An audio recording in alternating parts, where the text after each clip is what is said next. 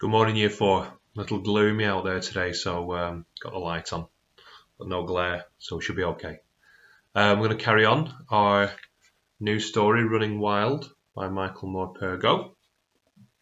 We've got a bit of a backstory. As we always do as the start of a story, we always try to get a character description, don't we? We talk about in class about writing a character description, and we're learning that there's the grandma, grandpa, boy and mum, and obviously they've found out they've just lost their dad, unfortunately, in a war. Okay, so we kind of got to know the boy quite quickly, so let's move on. The young boy who was leading the elephant, sometimes by the ear, sometimes by the trunk, was wearing a long white shirt that flapped loosely about him. The elephant kept trying to curl his trunk round it, tugging at it. The boy ignored him and walked on, speaking all the while to the elephant in confidential whispers. I longed to know what he was saying, but I didn't dare ask. He looked friendly enough, smiling at me whenever he glanced back up at me to see if I was all right. But he didn't seem to want to talk, and anyway, I wasn't sure that he spoke English. But I knew that if we didn't get talking, then I'd be left alone again with my thoughts, and I didn't want that. And besides, I really wanted to find out more about this elephant I was riding. I decided to risk it and talk. "What's he called?" I asked him. "This elephant is not he is she," he told me in near perfect English. "Una. She is called Una, if you want to know. She's 12 years old and she's like a sister to me. I know her from the first day she is born." Once the young man had started talking, he didn't seem to want to stop. He spoke very fast, too fast, and never once turned round, so it wasn't easy at all to understand. I had to listen hard. He went on, trying all the while to extricate his short tail from the grip of the elephant's trunk. "This elephant, she likes this shirt very much, and she also likes people. Una is very friendly, very intelligent too, and naughty. She's very naughty sometimes, you would not believe it. Sometimes she wants to run when I do not want her to run, and once she is running she is very hard to stop. Then once she is stopped, she is very difficult to start again. You know what Una likes best? I tell you, she likes the sea. But it is a strange thing. Not today. Today she does not like the sea. I think maybe she's not feeling so good today. I take her down to the sea early this morning for a swim, like I always do, and she did not want to go in. She does not want to go near. She only stands there looking out to the sea as if she's never seen it before. I tell her that the sea is the same as it was yesterday, but she will still not go in. One thing I know for sure, you can't make Una do what Una does not want to do." He tugged his shirt free at last. "Thank you, Una. Very nice of you," he said, stroking her ear. "You see, she is happier now, and I think maybe this is because she likes you. I can tell this when I look into her eyes. It is how elephants speak, with their eyes. This is a true thing." I didn't ask any more questions after this because I was far too busy just enjoying myself. I was savouring every moment of the ride. The elephant, I noticed then, was strangely mottled, with a sort of pink pigmentation under her grey skin. A pink elephant? I laughed out loud, and the elephant tossed her trunk as if she understood the joke and didn't much like it. Everything I was seeing was new and exciting to me. The deep blue of the waveless ocean on one side, the shadowy green of the jungle on the other, where the trees came down to the sand. And beyond the trees I could see the hills climbing higher and higher into the far distance until they disappeared into clouds.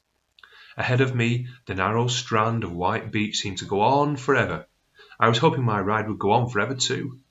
I was thinking that maybe Mum had been right. This was the perfect place to forget. But I didn't forget. I couldn't. Mum and I had drifted through days like these, sleepwalking, enduring it all together. The phone calls, the cards, the dozen bunches of flowers left outside our door. The television news kept showing the same photograph of Dad, always in his uniform, never when he was at home. Then there was the silent drive to the airport with Grandpa and Grandma in the front. Beside me in the back seat, Mum looked steadfastly out of the window all the way. But she did squeeze my hand from time to time to reassure me, and I would do the same in return. It became a secret sign between us, a kind of confidential code. One squeeze meant I'm here, we'll get through this together. Two meant look at me, I need a smile. Out on the tarmac of the windswept airfield we stood and watched the plane land and taxi to the standstill.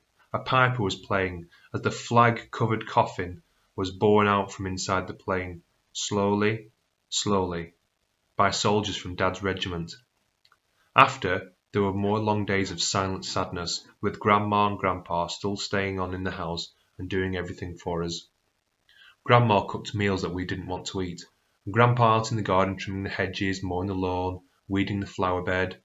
Grandma busying herself endlessly around the house, cleaning, tidying, polishing, ironing. There were telephone calls to answer, and the doorbell too. A lot of callers had to be kept at bay. Grandpa did that. There was the shopping to do as well. He did that too. Sometimes we did it together, and I liked that. It got me out of the house. For the funeral, people lined the streets and the church was packed. A piper played a lament over the graveside in the rain, and soldiers fired a volley into the air. The echoes of it seemed to go on forever, and afterwards as they walked away, I saw that everyone was holding on to their hats in the wind, except for the soldiers, whose berets seemed to stay on somehow, and I wondered how they did that. Whenever I looked up, I found people staring at me. Were they looking to see if I was crying? Well, I wouldn't. Not so long as Mum was there beside me, squeezing my hand. Once, twice.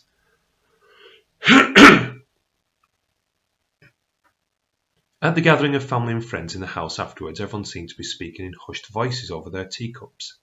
I was longing for it to be over. I wanted them all to go. I wanted only to be left alone in the house with Mum.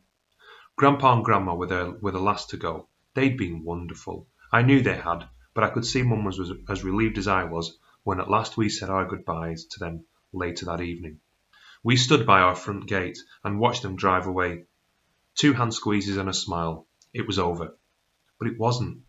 Dad's fishing coat hung in the hallway, his Chelsea scarf round its shoulders. His boots were by the back door, still muddy from the last walk that we'd all had together along the river. He'd bought me a packet of cheese and onion crisps that day, and there'd been a bit of an argument about that because Mum had found the empty crisp packet in my anorak afterwards. She always hated me eating that kind of food. Whenever we went down up to town to Stamford Bridge to see Chelsea play, Dad and I always had a pie and some crisps at the same pub, out in the street if it was fine, and everyone would be wearing blue. We'd walk to the ground afterwards. The whole street was a river of blue, and we were part of that river. I liked the ritual of getting to the match as much as the game itself. Sooner or later, after we got back home, Mum would always ask what we'd had for lunch, and we'd always tell her, confess it sheepishly, and she would tell us both off. I loved it when we were both told off together. It was all part of it, going to the football with Dad. Dad's fishing rod was standing there in the corner by the deep freeze where it always was, and his ukulele lay where he'd left it on top of the piano. Beside it was a photo of Dad, smiling out at me, proudly holding up the 10-pound pike he'd caught. Often when Dad was away on exercise somewhere or overseas, and recently he'd been away quite a lot, I would reach out and touch the photograph. Sometimes when I was quite sure no one else was around, I'd even talk to him and tell him my troubles. The photo had always been like a treasured icon to me, a talisman, but now I tried all I could to avoid looking at it, because I knew it would only make me feel sad again if I did. I felt bad about that, but I preferred to feel the bad than sad. I was so filled up with sadness that there was no room for any more. Some days I would wake up in the morning thinking and believing it had all been a nightmare, that Dad would have been having his breakfast in the kitchen as usual when I got downstairs, that he'd be walking me to school as usual. Then I'd remember, and I'd know it was no nightmare, no dream, that the worst really had happened. I was back at school a week or so after the funeral. Everyone was kind, too kind. I could tell that no one really wanted to talk to me. Even Charlie and Tonk and Bart, my best friends, and they had been all my life. Even they were keeping their distance. They didn't seem to know what to say to me. Nothing was how it had been. Everything and everyone was suddenly awkward. The teachers were all being sugary kind. Mr. Mackenzie too, the head teacher, Big Mac, as we all called him. He was sweetness itself, and it wasn't natural. No one was natural anymore. Everyone was pretending. It made me feel alone, as if I didn't belong there anymore.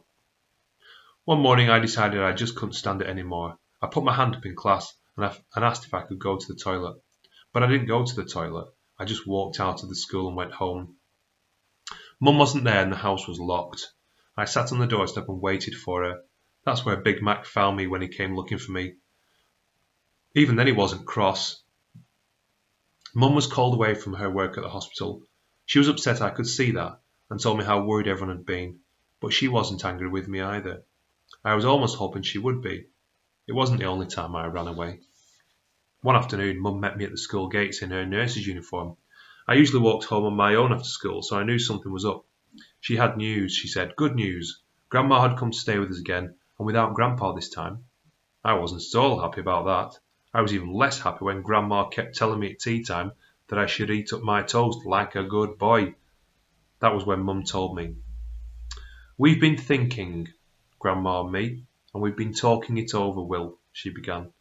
And we've decided that you need more time to settle down, that maybe I sent you back to school too soon, that maybe we've rushed things too quickly. Both of us, I mean. People have been really kind and really considerate. Mr. Mackenzie at school agreed at once, and so did the hospital. They think we should all go away for a while. They've said that we can take as long as we like, and to come back only when we're ready to. This all sounded more than fine to me. But when Grandma interrupted, it got even better, because that was when Grandma told me that she'd worked it all out and that we would be coming to stay down at the farm for a month or so. I've told you, Mum will, she went on. I've said I won't take no for an answer. You'll be staying for Christmas and for as long as you like afterwards, for as long as it takes. Mum and I exchanged a smile at each other because Grandma never took no for an answer. Grandma thinks it would be a really good break for us both. Just what we need, she told me. What do you think, Will?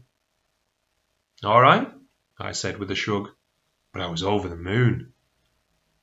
Every day of our stay had been brilliant, except that is for a surprise visit to the doctor for some sort of injection that Mum said was important. All kids have it at your age, she explained. I protested, but I could see I was getting nowhere. In the doctor's surgery, I looked the other way as the needle went in, but it still hurt. But that apart, and despite Grandma being her usual bossy self, I had the best of times. So it had come as a complete surprise to me when Mum suddenly announced that we wouldn't be staying on with Grandma and Grandpa for Christmas after all, but that the suitcases were already packed and we'd be going home on the train that morning. Grandma was going to drive us to the station. When the train got in, we took a taxi home, which I thought was a bit odd, because Mum had always made out that taxis were a waste of money and far too expensive. As a taxi stopped outside our home, she turned to me and told me to stay where I was, that she wouldn't be long. She asked the driver if he'd mind waiting a minute or two. She seemed suddenly excited, almost as if she was trying to suppress a giggle. Where are you going, Mum? I asked her, but she was out of the taxi by now and running up the path into the house. She didn't answer me. I couldn't make head nor tail of what was going on. It wasn't long before she was out again, carrying a heavy suitcase. Can you take us back to the station, please? She asked the driver. Take you to the moon if you pay, darling, he said. Not going to the moon, not quite that far, Mum told him breathlessly as she climbed back into the taxi. Then she told me to close my eyes, and when I opened them again, she was flourishing 2 passports at me, a huge smile on her face. Grandma's idea, she said, and I promise you, Will, it's the best idea she's ever had. Actually, I think it was your grandpa's. Anyway, she said that they thought it would be good for us to have a Christmas away on our own, just the 2 of us, somewhere very special, somewhere we can forget, somewhere thousands of miles away. She took a brochure out of her bag and waved it at me. Look, Will, there's the hotel, there's the beach, there's the sea, and there's the sand. And do you know where this is? Indonesia, where my family come from. I've never ever been there before, and now I'm going, and you're coming with me. Full of surprises, your grandma. She never asked. Well, she wouldn't, would she? She just went and booked it. A Christmas present from Grandpa and me. She said, just go and enjoy yourselves. Mum's whole face was bright with laughter now. All we needed were those injections. Do you remember, Will? Then just our passports, our summer things, and we're on our way. What, now? We're going now? Right now. Well, what about school? No more school, not for the time being. Don't worry, I've asked Mr. Mackenzie, he's fine about it. We're going to chill, Will. It was one of Dad's old jokes. This was the first time we'd really laughed in a long time. It turned to tears soon enough, though. Crying together, I discovered then, was so much better than crying alone. We clung to one another in the back of the taxi, and at last began to let go of our grief. At the station, the taxi driver helped us out with the suitcases. He wouldn't accept any payment. "It's on me," he said, taking Mum by the hand and helping her out. "It took me a while to work out who you were. I was in the crowd outside the church at the funeral. I saw you and the lad. I was a soldier once myself, in the Falklands. A while ago, but you don't forget. Lost my best friend out there. You have a good holiday now. I reckon you deserve it." I'd been on a plane a few times before to Switzerland, but this plane was massive. It took an age lumbering down the runway before it lifted off. There was a moment where I thought it never would. I had my own screen so that I could choose whatever film I wanted. I watched Shrek 2 again. When it was finished, I happened to pick up Mum's holiday brochure. I opened it. The first picture I saw was of an orangutan gazing at me, wide-eyed and thoughtful. That there flashed through my mind the most dreadful image.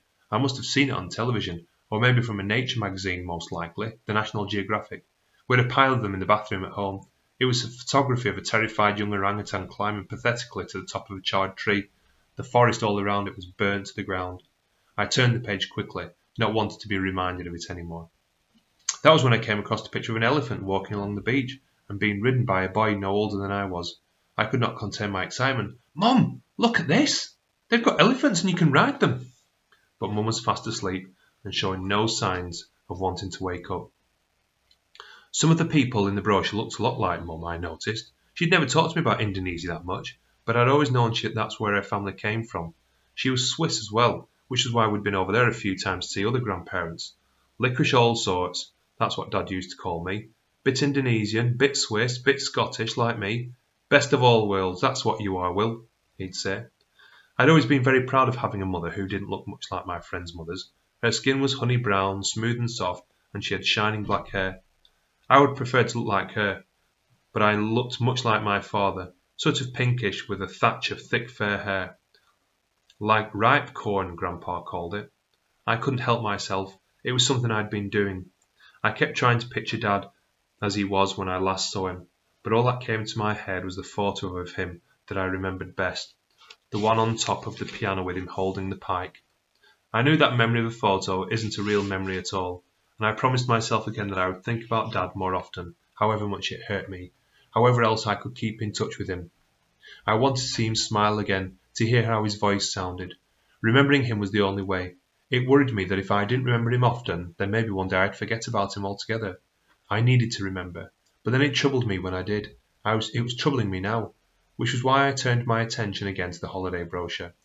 On every page there seemed to be more elephants. Elephants, I decided, were quite definitely supreme. And now here I was actually riding along one, along a beach. I couldn't believe it. I wished then I had Mum's mobile phone on me. I longed to ring Grandpa and tell him what I was doing. I said out loud the first words that came to my head. "You're not going to believe this, Grandpa!" I held my arms high, lifting my face towards the sun, and whooped with joy. The young boy turned round and laughed at me. I think I've loved elephants ever since I was little, probably ever since my first Barber book. Best of all, I loved the story of the elephant's child, whose nose had been tugged and tugged and tugged until it was stretched into a proper trunk by a crocodile, down by the great green, greasy Limpopo River, all set about with fever trees. Grandpa had read it to me so often at bedtimes that I knew it off by heart. Ever since then I'd always loved any natural history programme, just so long as there was elephants in it. And now I was on one. And it was my own programme. I whooped again, punching the air. High above me, probably about 35,000 feet, I thought, flew a silver dart plane, its vapour trail long and straight. "I was up there," I told the boy, but he didn't seem to be listening. He was looking out to sea. He seemed distracted by something, so I told Una instead. "I was up there with Mum," I told her, "in a plane just like that one. And there was an elephant, just like you in the brochure. Maybe it was you." I remembered how up in the aeroplane when Mum woke she leaned over, brushed my hair away from my eyes. "I should have cut your hair at Grandpa's," she said. "I'll do it when we get to the hotel. It's too long, you look like a ragamuffin." "Mum," I told her, fixing her with my most determined look, "when we get there, I'm not going to waste time having a stupid haircut, am I? You know what I'm going to do? I'm going to go for a ride on the elephant. I showed her the brochure. Look at that. Are they safe? Of course they are, Mum. Can I? We'll see, she said. I expect it'll be a bit expensive. We'll have to watch our pennies, you know. And we'll leave it there. His chapters are much longer in this book, but I think 20 minutes is enough. So enjoy the rest of your day. Have a listen to this, whatever time you do. I know some people listen to it with their lunch. The snow seems to be melting away outside. I think it's raining a little bit. But stay warm, stay safe. See you tomorrow.